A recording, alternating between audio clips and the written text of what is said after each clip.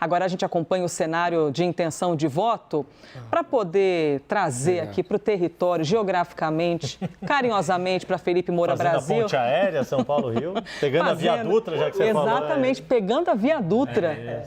Vamos lá? Cláudio Castro, do PL, aparece aqui na pesquisa com 36%. Marcelo Freixo, do PSB, 26%. Ele tinha 27%, né, na última pesquisa, oscilou então para baixo, apareceu agora com 26%.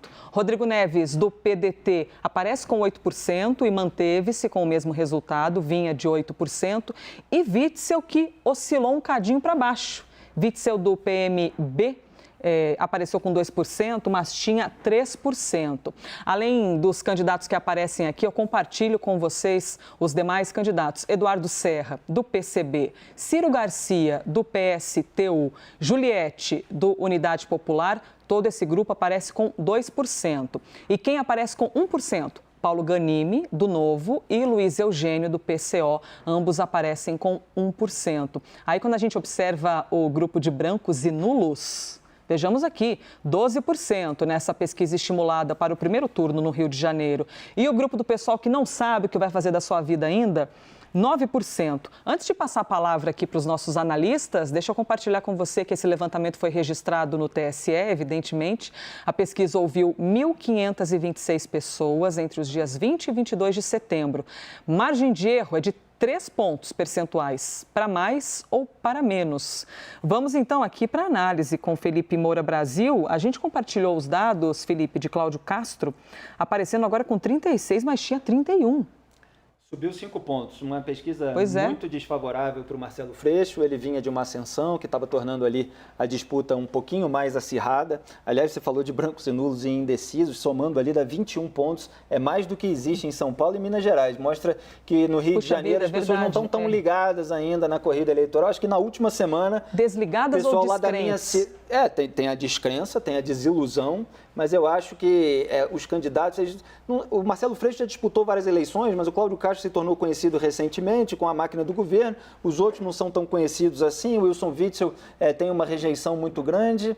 O Carioca não está tão conectado, mas vai ficar aí nos próximos dias e essa taxa certamente vai ser reduzida. Agora, o Cláudio Castro, usando a máquina pública, repito, já falei várias vezes aqui, mas ele tinha dinheiro em caixa por causa da venda da Companhia de Águas e Esgotos, a SEDAI, que foi negociada pelos seus antecessores, mas isso fez as contas ficarem em dia e aí ele pôde investir em infraestrutura, pôde reformar estradas estaduais, por exemplo, ele pôde investir na polícia, pro eleitor, e aí tem operações, tem prisão de criminosos, ele investe muito nisso na propaganda, aponta a mudança de posição do Marcelo Freixo em relação à legalização das drogas, às vésperas da eleição passou a se posicionar contra depois de toda uma militância histórica, e ele tem muita absorção ali dos votos católicos e evangélicos, onde o Marcelo Freixo tem uma alta rejeição. Então ali a primeira rejeição você vê a do Wilson Witzel, que foi empichado e estava aí as brigas com a justiça para ver se pode ser candidato ou não, mas o nome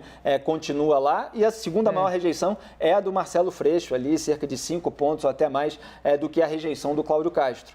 Então ele tem muita dificuldade nesse momento. Pois é, quando a gente fala de pauta de costumes, né, tem havido muito essa fala, pauta de costumes. Quando a gente fala sobre questões ali mais enraizadas nas famílias, isso de fato sempre apareceu na sua avaliação, Yuri? Ou agora a gente tem podido ver uma explosão ainda maior? Concordo com legalização de algo, não concordo. Não concordo com ideologia de gênero, concordo. Isso está mais nos extremos? Tem vindo num crescendo, tem um pouco até de importação de discurso que era mais forte nos Estados Unidos ali, entre Partido Republicano e Partido Democrata, já desde fim dos anos 70, início dos anos 80, e isso acabou vindo para o Brasil ali anos 90, fim dos anos 90, começo dos anos 2000, mas pegou de vez na última década. A partir ali, campanha de 2010 talvez tenha sido o primeiro marco ali que ficou muito explícito uma tentativa para quebrar o favoritismo do PT na época. Lula estava com uma boa avaliação no fim do seu segundo mandato e ajudou a eleger Dilma Rousseff, que era desconhecida, neófita, né? O apelido dela era